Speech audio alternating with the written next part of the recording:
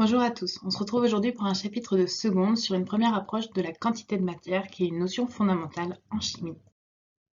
Pour ça, vous avez besoin du cours qui est disponible aussi en PDF en barre d'infos et d'une calculatrice scientifique pour effectuer les calculs. Les calculs sont la manipulation de nombres très grands et donc une calculatrice de téléphone ne va pas suffire aujourd'hui. Au niveau mathématique, vous avez besoin de maîtriser principalement les produits en croix et savoir isoler une grandeur au sein d'une équation. Si ces deux notions sont acquises pour vous, vous pouvez rajouter la notion de chiffre significatif d'un calcul. Pour rappel, on prend dans le résultat d'un calcul le nombre de chiffres significatifs de la donnée la moins précise de l'intégralité du calcul. Le cours va se dérouler en trois parties. D'abord, on va essayer de trouver la masse d'une entité chimique individuelle, ensuite de calculer le nombre d'entités chimiques qu'on a au sein d'un échantillon macroscopique, et enfin on s'intéressera à la notion de quantité de matière au sein d'un échantillon. La première partie, c'est la masse d'une entité chimique. Si notre entité chimique est un atome, à ce moment-là, la masse vous sera donnée. Par contre, si on a une molécule ou un ion polyatomique, c'est-à-dire une molécule qui a perdu ou gagné un électron, ou plusieurs, dans ce cas-là, il va peut-être vous être demandé de calculer la masse de l'entité. Dans ce cas-là, on va additionner la masse des différents atomes qui composent notre molécule ou notre ion polyatomique. Par exemple, si on vous donne la molécule de dioxygène O2, on sait qu'elle est composée de deux atomes d'oxygène qui sont ensemble reliés par une liaison covalente.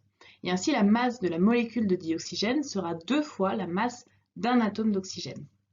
Donc on additionne les différents composants de la molécule. Autre exemple à vous de faire, le glucose, c'est une molécule qui forme un des sucres, qui est C6H12O6. On vous donne la masse du carbone, la masse de l'hydrogène et la masse d'un atome d'oxygène et on vous demande de calculer la masse de la molécule globale. Vous pouvez mettre en pause la vidéo pour effectuer vous-même ce calcul dès maintenant. De la même façon, on va additionner tous les composants de cette molécule et donc on va additionner 6 fois la masse d'un atome de carbone plus 12 fois la masse d'un atome d'hydrogène plus 6 fois la masse d'un atome d'oxygène. La deuxième chose à faire dans ce cours, c'est le calcul du nombre d'entités chimiques contenues dans un échantillon. Si par exemple on prend un paquet de riz de 1 kg, ça va être notre masse échantillon et on va essayer de compter le nombre de grains de riz à l'intérieur de cet échantillon.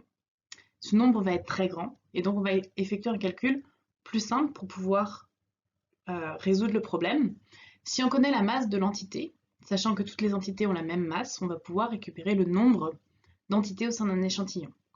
Dans un paquet de 1 kg de riz, on a n nombre de grains de riz fois la masse d'un grain de riz.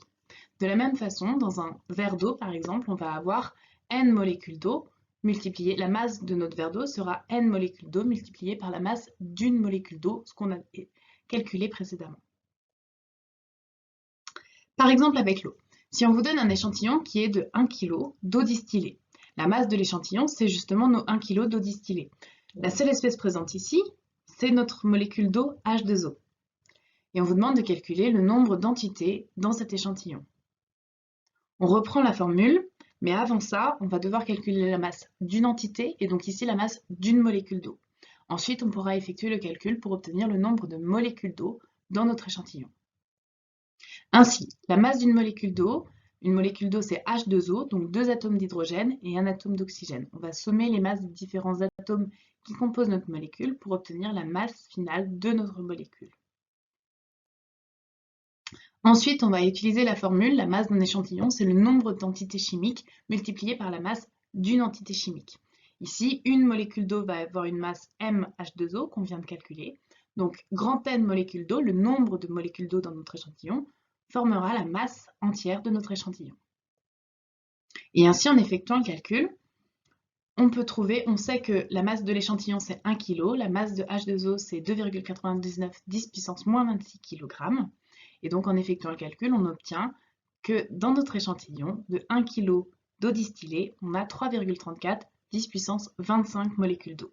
On retient que ce nombre est immense, le nombre de molécules microscopiques au sein d'un échantillon macroscopique est toujours immense. Deuxième exemple, et cette fois-ci c'est à vous de faire. Quelle est la masse d'un échantillon contenant 5,6 fois 10 puissance 24 atomes d'oxygène? On vous donne ici la masse de notre entité, c'est-à-dire les atomes d'oxygène, et on vous redonne la formule. Vous pouvez là aussi mettre en pause la vidéo pour effectuer vous-même le calcul.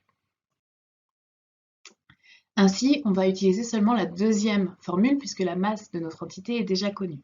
La masse de l'échantillon sera le nombre d'entités, donc le nombre d'atomes d'oxygène, ici 5,6 fois 10 puissance 24, multiplié par la masse d'une entité, ici la masse de l'oxygène, 2,66 10 puissance moins 26 kg. On obtient avec un nombre très grand d'entités chimiques identiques, chacune ayant une masse minuscule, un échantillon macroscopique de 150 grammes. Dernier exemple, avec l'échantillon de dioxyde de carbone CO2. Ici, vous avez un échantillon de 20 grammes. On ne vous donne pas la masse d'une entité, on vous donne la masse d'un atome de carbone et la masse d'un atome d'oxygène. C'est à vous donc de faire le calcul de la masse d'une entité. Donc, c'est la première étape du calcul, la masse d'une molécule de CO2, notre entité. Et ensuite, on va calculer le nombre d'entités dans l'échantillon, c'est-à-dire le nombre de molécules de dioxyde de carbone au sein de notre échantillon de 20 grammes. Masse d'une entité CO2, CO2 ça veut dire un atome de carbone, deux atomes d'oxygène. Donc on va additionner les différentes masses des atomes qui composent notre molécule de CO2. Ensuite, on va utiliser la formule, le nombre d'entités chimiques dans un échantillon, c'est la masse de notre échantillon divisée par la masse d'une entité, c'est-à-dire la masse d'une molécule de CO2. Ici, on fait attention aux conversions, puisque notre masse échantillon, c'est 20 grammes, et donc il faut la convertir en kilos pour pouvoir réaliser le calcul. On obtient 2,7 10 puissance 23 molécules de CO2 dans un échantillon de 20 grammes. Ici aussi, le nombre de molécules de CO2 dans un échantillon macroscopique est un nombre très grand. C'est ce problème qui nous a donné le besoin d'utiliser une autre grandeur, c'est la quantité de matière. En effet, notre nombre d'entités dans un échantillon est toujours très important. Et donc, ce qu'on va faire, c'est qu'on va diviser ce nombre d'entités par un certain nombre, qui est le nombre d'Avogadro, exprimé en mol-1, 6,02 fois 10 puissance 23 mol-1. Et donc, au lieu de parler du nombre d'entités directement, on va parler du nombre de moles. C'est un peu comme si on mettait toutes nos entités dans des petits paquets. Si on a par exemple un nombre n de molécules d'eau dans un échantillon, on va diviser ça en différents paquets. Chaque paquet, donc chaque mol, va contenir Na 6,02 10 puissance 23 molécules au sein d'une mole. Et donc on va compter le nombre de paquets, c'est-à-dire le nombre de moles, et ce nombre de moles sera petit n. Un exemple, par exemple, vous avez ici quelle est la quantité de matière d'un échantillon contenant N, nombre d'entités chimiques, égale 4,5 10 puissance 23 atomes de fer. Ici, le calcul est assez simple. On vous demande simplement la quantité de matière à partir d'un nombre d'entités donné. Et donc, on pose simplement la formule. La quantité de matière, c'est le nombre d'entités chimiques divisé par le nombre d'Avogadro Na. Ce qui veut dire que dans une mole, on va avoir Na entités. Et donc, dans n mol petit n, la quantité de matière, on va avoir grand N entités. Ainsi, on effectue le calcul et on obtient 0,75 mol. On observe que entre manipuler le nombre d'atomes de fer, ici n égale 4,5 10 puissance 23, qui est un nombre très grand, et manipuler la quantité de matière, 0,75 mol, calculer et utiliser les quantités de matière sont beaucoup plus simples puisque les nombres sont beaucoup plus abordables. Dernier exemple, combien de molécules de glucose sont contenues dans un échantillon dont la quantité de matière c'est n égale 0,3 mol. Ici, on a simplement la quantité de matière et on vous demande du coup de faire l'exemple inverse, c'est-à-dire calculer le nombre d'entités, le nombre de molécules de glucose. Ici, on sait que la quantité de matière c'est le nombre d'entités divisé par le nombre d'Avogadro, donc on isole notre n nombre de molécules de glucose et on obtient 2 10 puissance 23. Donc dans notre échantillon de 0,3 mol de glucose, on sait qu'on aura une quantité de molécules de glucose de 2 10 puissance 23 molécules. La conclusion, c'est un peu un finisher, c'est-à-dire que c'est un exercice qui va reprendre tout le cours et tous les calculs qu'on a effectués jusqu'ici. Le but, c'est de mettre en parallèle tous les calculs qu'on a faits pour déterminer la quantité de matière, donc le petit n, le nombre de moles, dans un échantillon de 3 grammes de nylon. Le nylon est une molécule utilisée dans le textile qui a une formule brute C12H22N2O2. Pour ça, on vous donne les différentes masses de chacun des atomes présents dans la molécule de nylon. La première étape sera donc de calculer la masse d'une entité. Ici, notre entité, c'est la molécule de nylon, C12H22N2O2. Une fois qu'on aura la masse d'une entité, on va calculer le nombre d'entités dans notre échantillon de 3 grammes. Et enfin, à partir de ce nombre d'entités, on va pouvoir calculer la quantité de matière. Première chose, la masse d'une entité.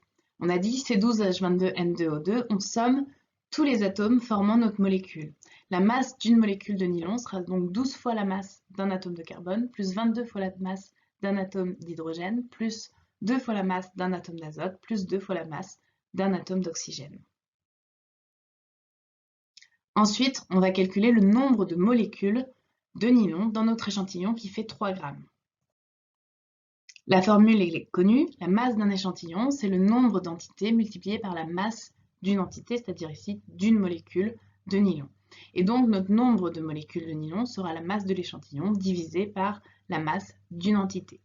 On vérifie avant de faire le calcul que nos masses sont bien dans les bonnes unités. Et si ce n'est pas le cas, puisque notre masse d'échantillon est donnée en grammes, il faut donc la convertir en kilogrammes. Notre masse d'une entité, elle, est donnée en kilogrammes puisqu'elle a été calculée précédemment. Avec ça, on peut faire le calcul. On sait donc maintenant que le nombre d'entités, c'est-à-dire le nombre de molécules de nylon présentes dans nos échantillons de 3 grammes, c'est 8 10 puissance 21 molécules. Et donc, la dernière étape, c'est la quantité de matière de l'échantillon à partir de cette donnée du nombre de molécules de nylon. Et donc pour ça, on utilise la formule petit n, le nombre de moles, c'est le nombre d'entités, grand N, divisé par Na, le nombre d'Avogadro. Et ainsi, on obtient que dans notre échantillon de 3 grammes de nylon, on a 0,013, soit 1,3 10 puissance moins 2 moles de nylon. Pour résumer tout ça, on a ici dans notre cours 3 calculs différents. La première chose à savoir, c'est que la masse d'une molécule, c'est la somme de toutes les masses des atomes qui composent notre molécule. La deuxième chose à connaître, c'est que dans un échantillon qui va avoir un nombre très grand d'entités identiques, la masse de cet échantillon sera le nombre d'entités multiplié par la masse d'une de ces entités. Et enfin, la quantité de matière est définie comme le nombre d'entités divisé par le nombre d'Avogadro, 6,02 10 puissance 23 mol moins 1. Et la quantité de matière nous est donnée en mol. Si ces 3 notions sont acquises pour vous, alors vous pouvez affronter n'importe quel exercice qui vous sera demandé sur la quantité de matière.